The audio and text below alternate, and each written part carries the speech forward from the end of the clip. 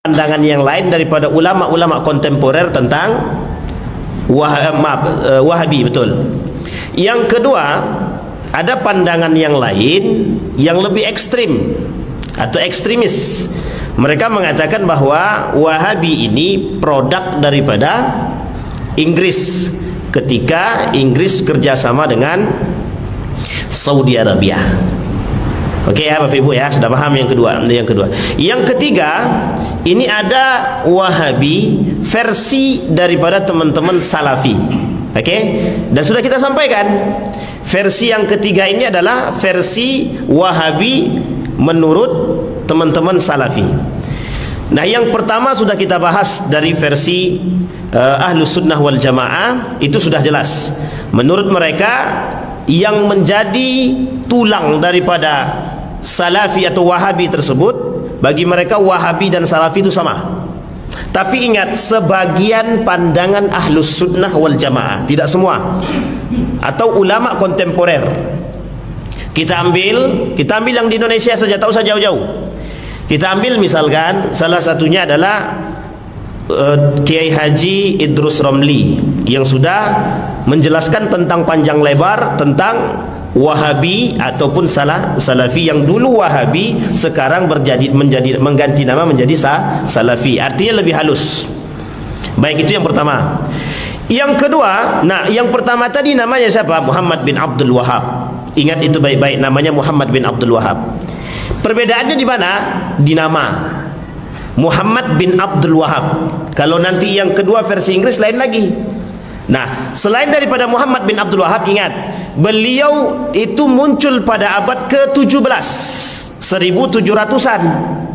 Ada versi lain mengatakan 1900, tapi yang paling banyak dikatakan oleh para ulama 1700-an. Oke, sampai sini paham ya Bapak Ibu ya? Nejat, salah satu tempat yang menjadi tolak ukurnya adalah, sandarannya adalah Nejat. Maka disebut dengan Muhammad bin Abdul Wahab An-Najdi. Kemana? Karena dia merujuk kepada bapaknya Sulaiman An-Najdi. Oke, sampai sini Bapak pahami Bapak Ibu ya? Ingat-ingat namanya baik-baik. Yang kedua, versi Inggris. Versi Inggris ini Bapak Ibu, artinya adalah adanya gerakan-gerakan Wahabi yang memang dimunculkan oleh kelompok-kelompok tertentu. Kita ambil contoh, adalah kelompok yang dimunculkan oleh Inggris. Panggilan waktu itu disebut dengan Britania. Kalau sekarang namanya British, itu mesti Inggris, British. Sampai sini paham Bapak Ibu ya?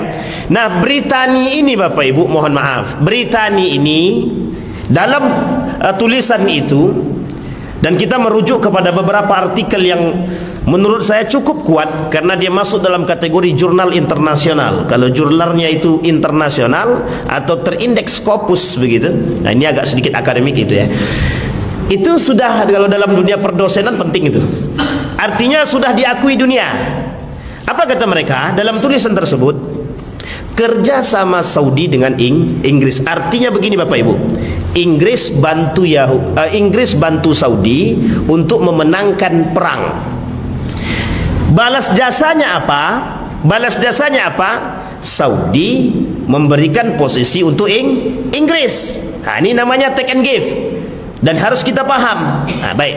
Di sini oleh para ulama, kita ambil Syekh Ramadan Al-Buti mengatakan 3 hal yang dijadikan oleh Inggris, yang memang sengaja isu ini dikembangkan oleh Inggris. Nih 3 kata Syekh Ramadan Al-Buti. Termasuk salah satunya Syekh Muhammad Nuruddin Etar juga mengatakan hal demikian.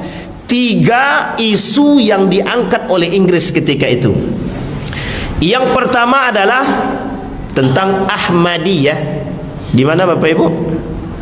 Ahmadiyah di India. Ini udah banyak nih nabi palsu, tahu kan? Nah, muncul nabi palsu di India. Yang kedua, isu yang pertama tentang Ahmadiyah, itu di daerah India. Isu yang kedua itu disebut dengan Bahai. Ini merujuk kepada yang kemarin.